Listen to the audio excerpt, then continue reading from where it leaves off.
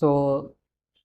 in this question, the total number of combination in sample space is going to be, the solution is going to be like this. Total number of combinations in sample space, combinations in sample space is going to be 36. So this is going to be 593735, and favorable for x equals to 2 and y equals to 2 is,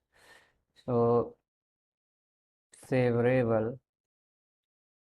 for x equals to 2 and y equals to 6 is going to be